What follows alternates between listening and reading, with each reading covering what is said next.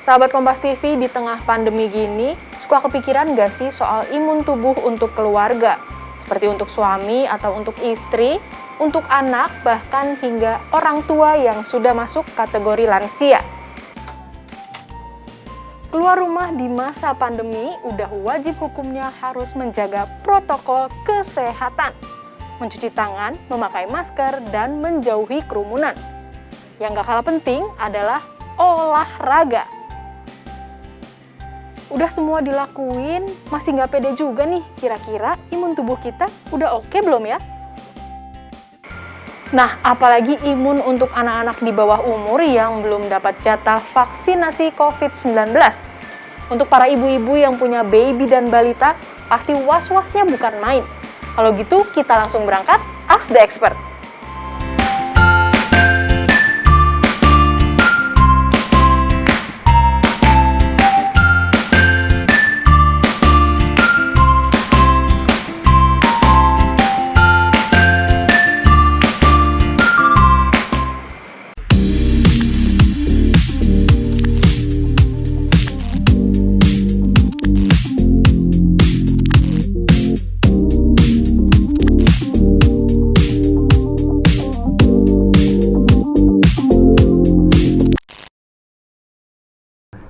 Halo sahabat Kompas TV, perkenalkan saya Atila Dewanti, dokter spesialis anak yang bertugas di Rumah Sakit Brawijaya Antasari.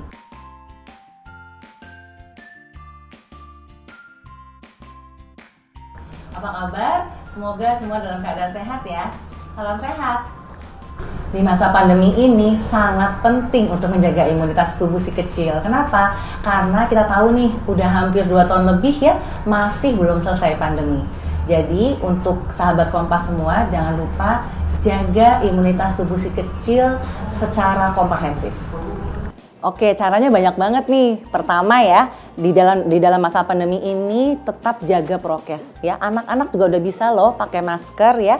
Jadi jangan lupa selalu gunakan masker kalau keluar rumah. Kemudian cuci tangan itu jangan lupa. Jadi prokes tetap dijaga walaupun cuman ke mana? Ke warung misalnya, ke toko tetap pakai masker, nggak boleh buka. Pertama. Kemudian kedua, lengkapi vaksinasi. Ya, jadi dengan imunisasi yang lengkap, insya Allah daya tahan tubuh anak lebih terjaga. Jangan sampai gara-gara pandemi kan takut keluar rumah nih, nggak berani vaksin. Pandemi COVID selesai, nanti akan datang penyakit-penyakit lain, Mbak, seperti difteri. Dulu udah nggak ada difteri di Indonesia, tapi sekarang sejak 2 tahun kita pandemi ini mulai ada lagi difteri di Indonesia. Padahal penyakit difteri itu dapat kita cegah dengan vaksinasi. Kemudian yang ketiga, jangan lupa makan makanan yang bergizi seimbang ya, yaitu mengandung makronutrien dan mikronutrien. Jelasin sedikit boleh ya, makronutrien itu ada karbohidrat, protein dan lemak, dan mikronutrien itu mengandung vitamin dan mineral. Keempat, jangan lupa minum yang cukup.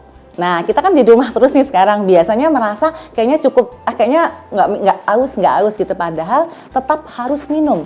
Kita mencegah dehidrasi. Dan yang terakhir adalah beraktivitas fisik. Jadi jangan lupa kita harus bergerak nih, walaupun di rumah aja bukan saatnya tidur mulu. Tidur boleh ya, tapi tetap harus bergerak. Minimal aktivitas fisik itu 30 menit per hari, siapapun. Mau anak-anak, mau kita dewasa atau orang lanjut usia. Karena dengan kita beraktivitas fisik, maka tubuh kita bergerak. Jadi mencegah obesitas. Dan satu lagi saya lupa tadi, yang terakhir adalah tidur yang cukup. Ya, dengan tidur yang cukup nih, tubuh kita akan merestorasi sel-sel yang sudah rusak. Jadi kalau kita tidur nyenyak kan kalau kita bangun seger ya. Nah, itulah pentingnya tidur yang cukup dan berkualitas. Jadi jangan cuma tidur ayam, tapi tidurlah yang nyenyak dengan jumlah yang cukup. Jadi kalau dewasa itu berkisar 7-8 jam per hari, tapi kalau anak-anak bergantung usia. Jadi kalau di bawah 1 tahun dia bisa 12-18 jam, tapi 1-3 tahun antara 12-15 jam, di atas 3 tahun di bawah itu. Sebetulnya sih pada prinsipnya hampir sama ya, cuman memang ada beda-beda dikit tergantung usia nih. Soalnya kalau bayi di bawah 6 bulan, ya dia nggak ada tambahan, misalnya ditambah vitamin atau apa, enggak. Dia cukup dengan ASI eksklusif. Bila ibunya memberikan ASI eksklusif, insya Allah dia sudah terlindungi. Karena kita tahu ASI eksklusif itu penuh dengan vitamin, penuh dengan imunoglobulin, jadi itu untuk daya tahan tubuh si kecil. Tapi ketika dia sudah di atas 1 tahun, apalagi kalau udah 3 tahun, ketika dia udah mulai main ke sana ke sini, nah itu perlu lebih banyak perhatian ya. Jadi yang tadi itu saya bilang jangan lupa cuci tangan. Cuci tangan itu sebetulnya satu kunci untuk daya tahan tubuh, tapi bagus banget manfaatnya. Ya, dia cuci tangan, mungkin ngingetin juga nih untuk sahabat Kompas TV ya. Cuci tangan tuh bukan cuma sekedar cuci tangan pakai tisu basah gitu, itu enggak loh sebetulnya. Jadi yang cuci tangan yang benar adalah di bawah keran air yang mengalir. Kemudian cuci tangan sebanyak 20 detik. Atau kalau saya ngajarin pasien-pasien saya anak kecil sambil nyanyi happy birthday ya. Nah sambil nyanyi happy birthday begitu selesai itu cukup 20 detik. Jadi bukan cuma gitu-gitu aja. Dan satu lagi menggunakan sabun. Jadi dengan air mengalir, dengan sabun lamanya lebih kurang 20 detik. Itu mungkin. Oke, nah ini lain lagi. Kalau untuk vitamin dan suplemen tergantung masing-masing anak. Jadi kalau si kecil makannya udah oke, minum susunya oke, nggak ada masalah, tidak lagi tumbuh gigit, jadi tidak perlu penambahan vitamin dan suplemen. Tetapi bila si kecil misalnya nih lagi nggak suka makan, lagi GTM, atau giginya lagi mau tumbuh jadi nggak mau makan, nah berarti kan dia asupan mikronutriennya berkurang kan. Nah di situ kita boleh banget tambahkan vitamin dan suplemen untuk si kecil. Yang paling baik untuk saat ini adalah vitamin C dan vitamin D. Jadi vitamin D itu sudah terbukti, sudah dilakukan penelitian dengan minum vitamin D sesuai dengan usia dosisnya, maka dia akan meningkatkan imunitas tubuh karena dia memang bekerja di sistem imun si kecil.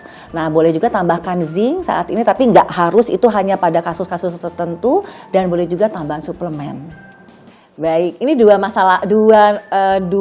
nama yang berbeda ya. Jadi kalau vitamin itu yang tadi saya bilang ada vitamin A, D, C dan sebagainya, itu adalah fungsinya adalah memperbaiki fungsi sel. Jadi kita tuh dalam tubuh kita tuh banyak sel nih Mbak.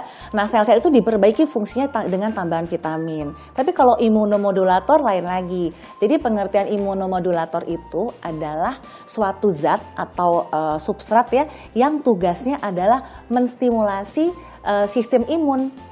Ya, pada keadaan tertentu di mana si kecil memang membutuhkan tambahan, maka boleh kan tadi saya bilang boleh diberikan tuh si imunomodulator. Jadi penting banget, apalagi kalau misalnya dia mau sakit atau sekitar dia lagi sakit nih. Misalnya ada yang batuk pilek sekitarnya, kita kan deg-degan nih, aduh anak kita takut ketularan gitu, apalagi zaman sekarang nih kayak musim hujan gini, nah boleh kita minumkan imunomodulator tersebut, karena yang tadi saya bilang fungsinya adalah dia mengaktifkan sel-sel imun yang udah ada, diaktifkan untuk bekerja lebih oke gitu.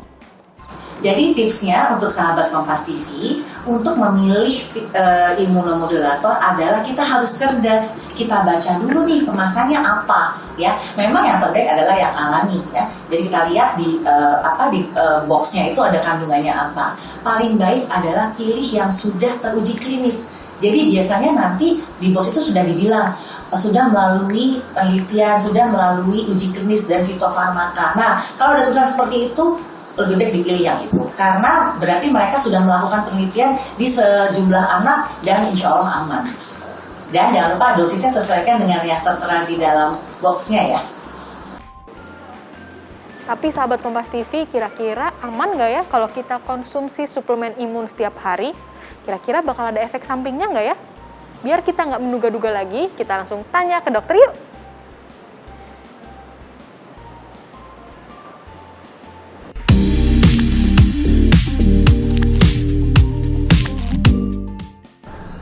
Yang pertama dok, imun tubuh adalah pertahanan dasar dari virus atau bakteri penyakit. Dari virus atau bakteri penyakit? Mitos. Karena sebenarnya kan imun tubuh, berarti imun tubuh manusia dong. Jadi imun tubuh manusia sebenarnya adalah daya tahan tubuh manusia terhadap masuknya virus atau bakteri ke dalam tubuh manusia. Jadi jawabannya mitos. Oke, selanjutnya nih dok, imun tubuh anak yang cukup mempengaruhi nafsu makannya. Nah itu bisa mitos, bisa enggak. Jadi gini, kalau untuk daya tahan tubuh dengan daya tahan tubuh yang oke, otomatis biasanya akan mempengaruhi nafsu makan yang menjadi lebih baik ya, sahabat Kompas TV ya. Tetapi bagaimana nih kalau si kecil sedang tumbuh gigi? Otomatis walaupun daya tahan tubuhnya oke, kalau di tumbuh gigi kan pasti daya nafsu makannya pasti berkurang dong. Jadi bisa mitos bisa fakta jawabannya. Oke, selanjutnya kalau gitu dok, untuk anak yang sudah vaksinasi COVID-19, imun tubuhnya masih perlu ditambah dengan asupan lain. Betul, fakta. Karena bukan berarti ya sesudah vaksin COVID baru 1 kali, apalagi itu sudah merasa aku boleh main-main ke mall, bisa ketemu orang-orang tanpa masker, enggak. Walaupun sudah lengkap pun tetap kita menjaga prokes, tetap jaga pakai masker, jaga jarak, tetap nggak boleh keluar dulu. Karena apa? Karena virus pandemi ini, virus COVID ini masih ada di sekitar kita. Jadi sekali lagi sahabat Kompas TV, tetap jaga prokes ya, yang tadi itu pakai masker, jaga jarak, nggak boleh keluar, cuci tangan, satu lagi pakai sabun dengan air mengalir untuk mencegah menyebarnya COVID di sekitar kita. Oke, selanjutnya nih dok, minum vitamin C dan sistem imun tubuh itu tidak berpengaruh. Itu mitos. Jadi sebenarnya berpengaruh. Jadi salah satu upaya kita untuk meningkatkan daya tahan tubuh kita, apalagi kalau sedang lagi nggak enak badan, tentu kita harus memberikan vitamin. Ya, bisa yang tadi saya bilang, pada saat ini kita boleh nih tambahkan vitamin C dan vitamin D. Jadi tentunya dengan asupan vitamin C justru akan meningkatkan daya tahan tubuh kita. Oke, yang terakhir dok, imunomodulator bisa ditemukan dalam sejumlah bahan herbal. Betul, itu fakta. Jadi mungkin jelasin sedikit ya. Jadi ada loh beberapa herbal tanaman di Indonesia nih. Enaknya kita di Indonesia nih banyak sekali tanaman-tanaman yang bisa dipakai untuk sebagai imunomodulator. Contohnya jahe. Enak kan? Pasti kita hujan-hujan gini minum jahe, enak dong, hangat. Kunyit itu udah pasti. Meniran juga ada. Jadi banyak sekali tumbuh-tumbuhan yang memang bersifat herbal bisa mengandung imunomodulator. Itu salah satu informasi yang bagus ya dok ya, maksudnya untuk ibu-ibu juga secara nggak sadar ya, minum jahe udah jadi imunomodulator. Betul. Nah, jadi nggak harus cari-cari vitamin tambahan lain. Sebenarnya dengan jahe kunyit itu kalau kita minum setiap hari, tentunya dengan dosis yang tepat ya, jangan berlebihan. Sesuatu yang berlebihan kan nggak baik. Itu akan memperbaiki daya tahan tubuh kita. Itu opsi lain selain suplemen ya. Benar, betul banget. Sahabat Kompas TV, itu dia tadi obrolan seru kita sama Dokter Atila soal imunitas si kecil. Sekarang saatnya kita pamit undur diri nih dok. Jangan lupa untuk like, Komen, dan juga share channel YouTube Kompas TV. Dadah. bye-bye.